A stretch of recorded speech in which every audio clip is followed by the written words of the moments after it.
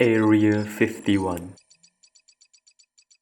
So if you're on the internet long enough, you'll probably remember the Area 51 raid back in September of 2019 that started with a Facebook post.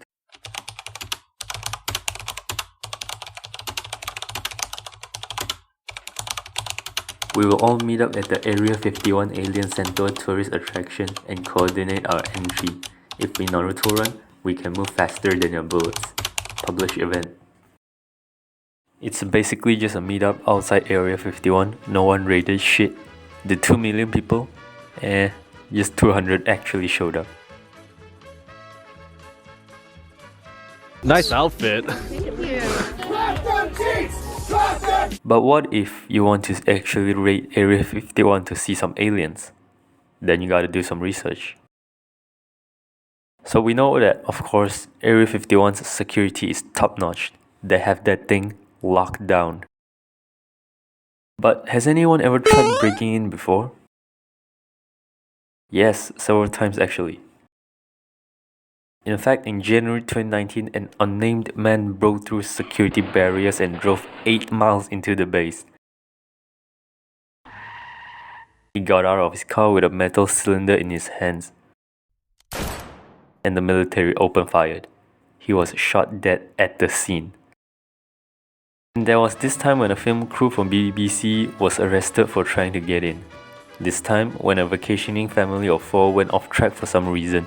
So you get the idea, they're not messing around out here. Fucking hands up, I'm not gonna tell you again. But there's this one story to top them all, and he is my personal hero. The month is November, the location Las Vegas, and our protagonist a professional limo driver. Now he is more than a little unhinged.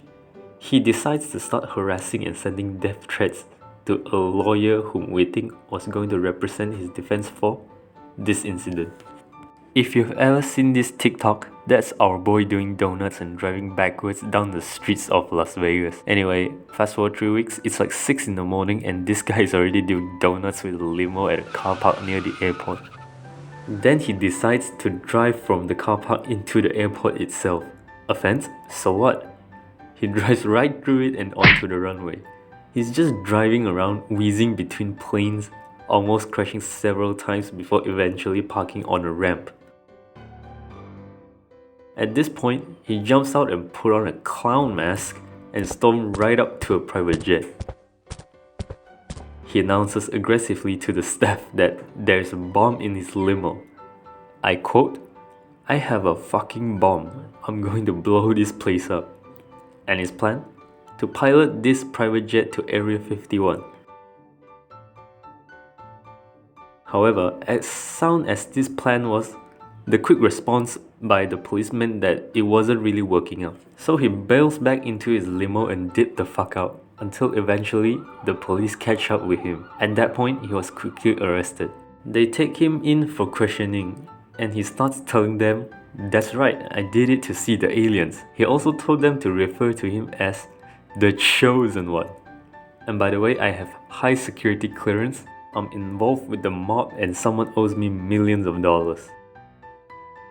Meanwhile, the bomb defusal crew checks out his limo and found out it's just a fire extinguisher with a bunch of wires, duct tape and fairy lights. Now at some point, he gets out, presumably on bail, and CNN reporters walked up to him and start asking him questions. No statements from me, he says, but you should talk to my lawyer. And he proceeds to hand them the business card of the lawyer that he's been sending death threats to for the last 3 weeks. What a legend. After all that, the judge ordered to send him to a mental hospital for assessment. At least that's what they say. Ooh, how convenient.